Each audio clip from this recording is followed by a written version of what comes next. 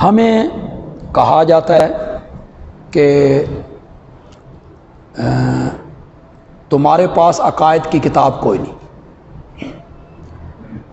اور آپ کے پاس کیا ہے؟ المحند ہے جی۔ ہمارے پاس عقائد کی کتاب ہے المحند، جس میں علماء دیوبند کے متفق علیہ عقائد موجود ہیں۔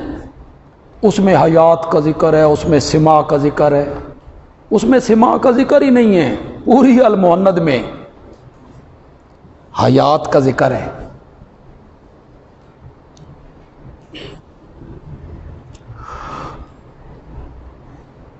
ملتان میں خیر المدارس میں یہ دونوں فریق سن 1960-61 کی بات ہے، یہ اکٹھے ہوئے۔ حضرت شاہ جی بھی، حضرت شیخ القرآن بھی، حضرت قاضی شمس الدین رحمۃ اللہ علیہ،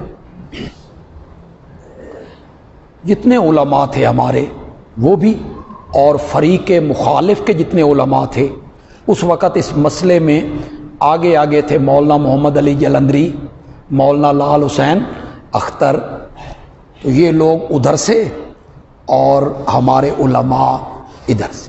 حضرت شاہ جی رحمۃ اللہ علیہ سے میں نے خود سنا کہ جب میں خیر المدارس گیا تو طالب علم تو سب ان کے تھے، وہ سارے گھور گھور کے نا ہمیں دیکھتے ہیں، ان کے دلوں میں تو نفرت ڈالی گئی تھی نا، گھور گھور کے ہمیں دیکھتے ہیں۔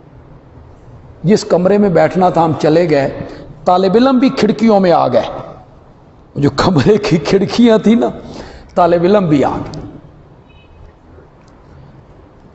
اسی محفل میں حضرت شاہ جی نے تھپڑ مارا تھا مولانا محمد علی جلندری کو، جب انہوں نے حضرت صاحب کو معتزلہ کہا تھا تو شاہ جی نے پوری محفل میں ان کے چہرے پہ تھپڑ مار دیا کہ تم باقی جو کچھ کہو میرے شیخ کو کچھ نہ کہو۔ یہ ان کے مدرسے میں بیٹھ کر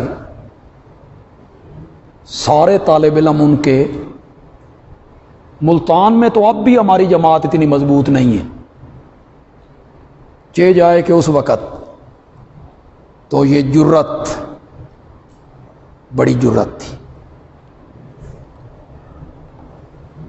تو مولانا محمد علی جلندری کہنے لگے کہ دیکھیں المحند پہ فیصلہ کر لیں، جو المحند میں لکھا ہوا ہے نا اسے آپ بھی مان لیں ہم بھی مان لیں۔ میں نے کہا ٹھیک، لے آؤ المحند، لے آؤ۔ اب وہ کہتے ہیں المحند ہمارے پاس نہیں ہے، تو میں نے کہا لڑتے ہیں اور ہاتھ میں تلوار بھی نہیں، اتنے سادہ لوگ ہو کہ اس خیر المدارس میں المحند نہیں ہے؟ میں نے کہا ڈھونڈو یار، کتب خانے میں دیکھو المحند لاؤ، اس پر اتفاق کرتے ہیں۔ نہیں ہے جی۔ شاہ جی کہتے ہیں میں گجرات سے چلتا تھا نا، گاڑیوں پہ سفر ہوتا تھا تو میں کوئی نہ کوئی کتاب تھیلے میں رکھ لیتا تھا کہ رستے میں پڑھتے چلے جائیں گے، ایک دو کتابیں رکھ لی۔ اس سفر میں نے المحند رکھی ہوئی تھی، وہ جو میرا تھیلا تھا نا وہ ذرا اوپر پڑا ہوا تھا، میں اٹھا، میں نے تھیلا نکالا، میں نے کہا تہاڈا ایمان میں تھیلے چ ڈکے ہویا، تمہارا جو ایمان ہے نا وہ میں نے تھیلے میں بند کر رکھا ہے۔ میں نے المحند نکالی، دی مولانا محمد علی صاحب کو کہ پڑھیے جی۔ اب وہ اردو پڑھنے لگے۔ میں نے کہا حضرت المحند عربی میں ہے کہ اردو میں؟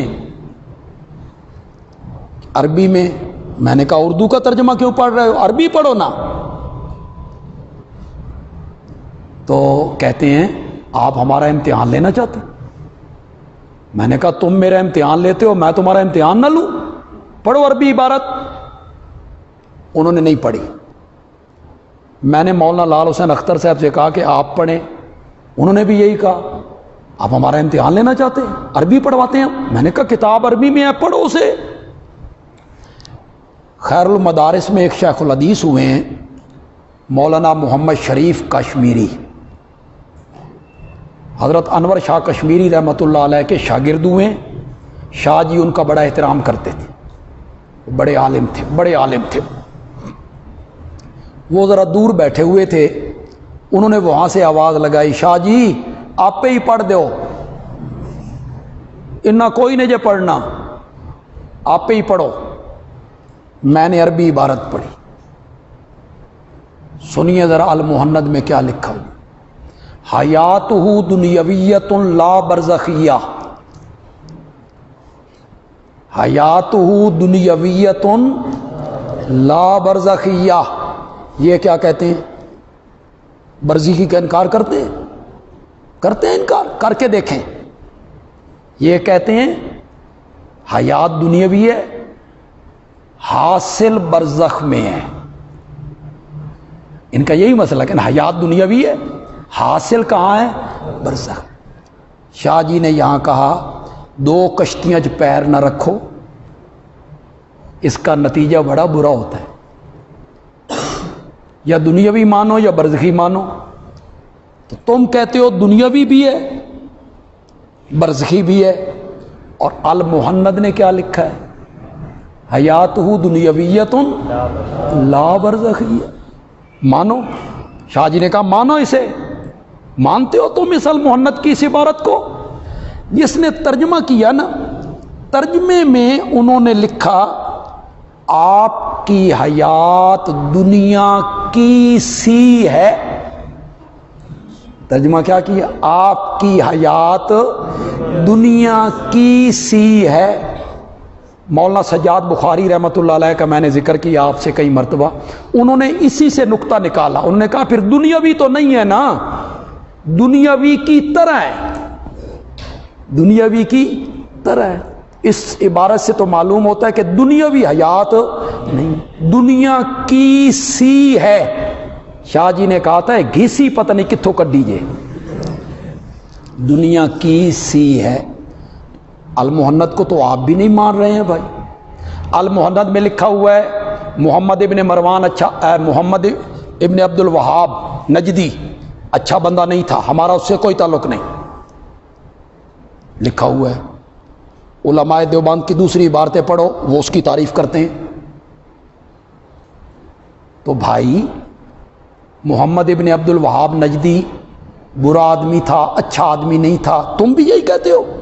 المہند میں تو یہ لکھا ہوا ہے۔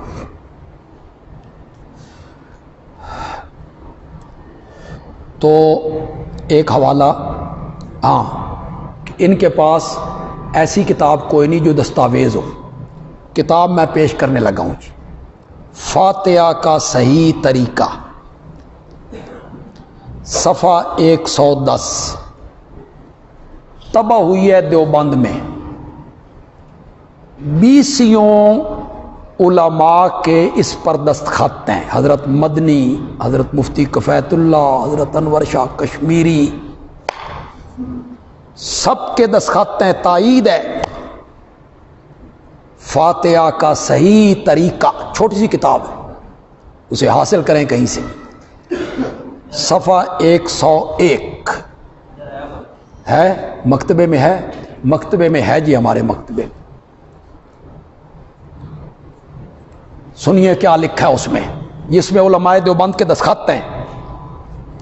اسی طرح اللہ جب چاہے کسی زندے کا کلام مردے کو سنا سکتا ہے، اس میں انکار ہی کوئی نہیں۔ اللہ چاہے تو پتھر کو سنا دے، دیوار کو سنا دے۔ البتہ غور کیجئے ذرا، البتہ قانون عام یہی ہے کہ مردے نہیں سن سکتے، مردے نہیں سن سکتے۔ اب آگے تم سن سکتے ہو تو سنو، مردے تو نہیں سن سکتے۔ اگلا جملہ بڑا خوبصورت جملہ ہے، البتہ قانون عام یہی ہے کہ مردے نہیں سن سکتے، اور دنیا کے سب سے افضل و برتر انسان، دنیا کے سب سے افضل و برتر انسان حضرت محمد صلی اللہ علیہ وسلم کے لیے بھی قانون عام یہی ہے۔ چلیے جی، آپ کے لیے بھی یہی قانون ہے۔ آگے کیا لکھتے ہیں؟ وہی اس آیت ربانی کے مخاطب ہیں، یعنی نبی پاک ہی تو اس آیت کے مخاطب ہیں، اِنَّكَ لَا تُسْمِعُ الْمَوْتَىٰ۔